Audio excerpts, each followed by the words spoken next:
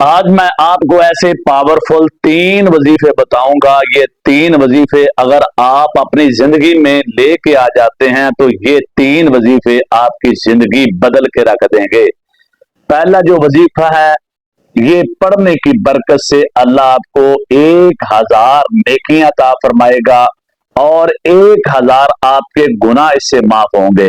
وہ وظیفہ کون سا ہے؟ نبی کریم صلی اللہ علیہ وآلہ وسلم تشریف فرما تھے، اور نبی کریم صلی اللہ علیہ وآلہ وسلم کے صحابہ جو تھے وہ نبی پاک کے پاس بیٹھے ہوئے تھے، تو اللہ کے نبی نے فرمایا کون ہے تم میں سے جو روزانہ 1000 نیکی کما لے؟ تو اصحاب رسول جو تھے وہ کہنے لگے اللہ کے نبی ہم کیسے 1000 نیکی کما سکتے ہیں؟ 1000۔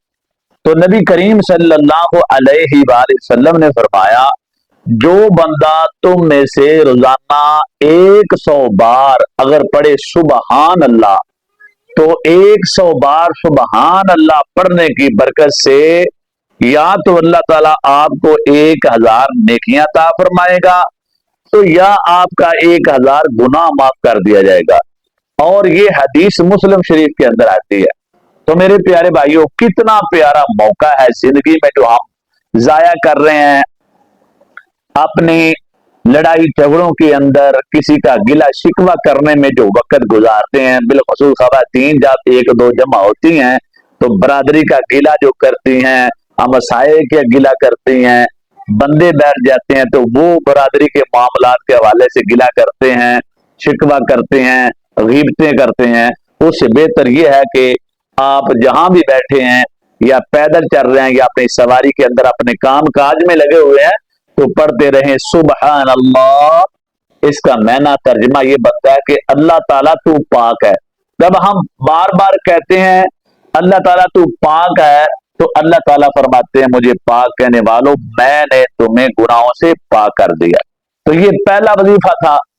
دوسرا وظیفہ جو ہے وہ بڑا ہی زبردست ہے۔ اگر آپ اس کو 7 بار صبح اور 7 بار شام کو پڑھنے کا اہتمام کرتے ہیں تو دوزخ خود کہتا ہے کہ اللہ مجھے اس سے پناہ دے دے، اس بندے کو مجھ سے دور کر دے، میرے اندر داخل نہ کرنا۔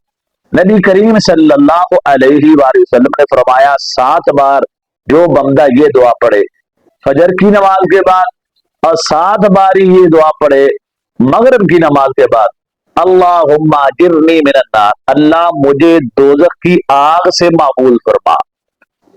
تو نبی کریم صلی اللہ علیہ وآلہ وسلم نے فرمایا دوزخ خود اللہ کریم سے کہتا ہے کہ اللہ تعالیٰ اس بندے کو مجھ سے دور کر دے۔ تیسرا جو وظیفہ ہے اس میں اتنی قوت اور اتنی بہاریں اور رونقیں ہیں، جو بندہ یہ پڑھے گا نا اس کو دنیا کے اندر اگر کوئی چیز نہیں ملی، لیکن یہ وظیفہ پڑھنے کی برکت سے مرنے کے بعد ہر وہ نعمت عطا کی جائے گی جو وہ سوچ بھی نہیں سکتا تھا۔ اتنی اعلیٰ نعمتیں وہ کیا ہے؟ نبی کریم صلی اللہ علیہ وآلہ وسلم نے فرمایا جب بھی سوال کرو نا اللہ تعالیٰ سے جنت کا، تو اللہ کریم کے سامنے جنت الفردوس کا سوال کیا کرو۔ صحابہ کرام رضوان اللہ علیہ مجمعین کہنے لگے کہ جنت الفردوس کہاں ہے؟ آپ بار بار اس کا تذکرہ ہمارے سامنے حضور کیوں کرتے ہیں؟ تو نبی پاک کے صاحب کہنے لگے اللہ کے نبی جنت الفردوس کے بارے میں بتائیں۔ تو نبی کریم صلی اللہ علیہ وسلم نے فرمایا جنت الفردوس جنت کی سب سے قیمتی جنت ہے۔ جنت کے اندر سب سے قیمتی جو جگہ ہے وہ ہے جنت الفردوس، اور جنت الفردوس کی جو چھت ہے وہ اللہ کا عرش بری ہے۔ تو اس میں عام نہیں ہوں گے، انبیاء ہوں گے، بڑے بڑے عظمتوں والے، بڑی بڑی جن کو اللہ نے شان مقام دیا ہے وہ لوگ ہوں گے۔ تو اس لیے نبی کریم صلی اللہ علیہ وآلہ وسلم نے فرمایا کہ جب بھی سوال کیا کرو تو یہ وظیفہ پڑھا کرو اللہم انا نسألک الجنت الفردوس، کہ اللہ تعالی ہمیں جنت الفردوس عطا فرما۔ تو میں امید کرتا ہوں ناظرین، خواتین، بچے، بوڑھے، جوان جتنے میری ویڈیو دیکھ رہے ہیں وہ टिकटॉक के ऊपर देख रहे हैं या यूट्यूब के ऊपर देख रहे हैं, मैं उम्मीद करता हूं कि आप ये 3 वजीफे पढ़ने का एहतमाम करेंगे।